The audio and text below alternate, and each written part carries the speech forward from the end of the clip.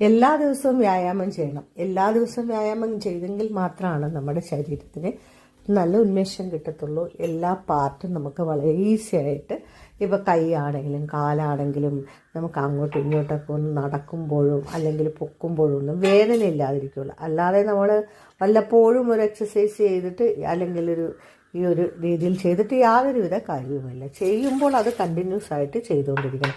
അപ്പം ഞാൻ ഈ കാണിക്കുന്ന ഈ ഒരു എക്സസൈസ് നിങ്ങൾക്ക് വളരെ സിമ്പിളാണ്, കിടന്നുകൊണ്ട് ചെയ്യാവുന്നതാണ്. അപ്പോൾ അതുകൊണ്ട് നമുക്ക് വളരെ സിമ്പിളായിട്ട് ചെയ്യാവുന്ന വ്യായാമ മുറകളാണ് കാണിക്കുന്നത്.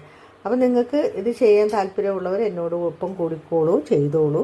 നമ്മുടെ ശരീരത്തിൽ കണ്ടോ, നമ്മുടെ ആ ഒരു വയറിൻ്റെ ഭാഗത്തൊക്കെ ഒന്ന് അമർന്ന്, അതുപോലെ കൈയും കാലും എല്ലാ പാർട്ടും ഒരേപോലെ ചലിച്ചുകൊണ്ടിരിക്കുകയാണ്.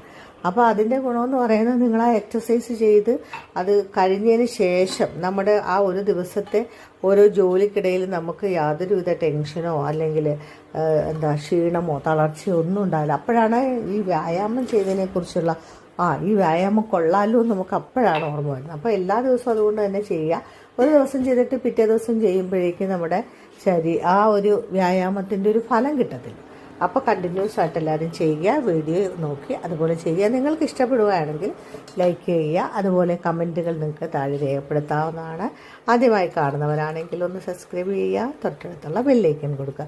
അപ്പോൾ തുടർന്ന് കണ്ടോളൂ, ഈ രീതിയിൽ വ്യായാമം ചെയ്തോളൂ. ഇതിപ്പോൾ നമുക്ക് ശരീരത്തിൽ ഇപ്പം മുതുകിൻ്റെ വേദനയും അതുപോലെ മുതുകിലും വയറ്റിലുമൊക്കെ അടിഞ്ഞുകൂടിയിരിക്കുന്ന കൊഴുപ്പുകൾ നീക്കം ചെയ്യാനും അങ്ങനെ നമ്മുടെ പാർട്ടുകൾക്കെല്ലാം നല്ല ഒരു ബലം കിട്ടാനും ഒക്കെയാണ് ഈ വ്യായാമം ചെയ്യുന്നത് കേട്ടോ. ദിവസം മുഴുവൻ ഉന്മേഷമായിരിക്കണമെങ്കിൽ വ്യായാമം അത്യാവശ്യമാണ്. കണ്ടോളൂ മുഴുവനായി. ഓക്കെ.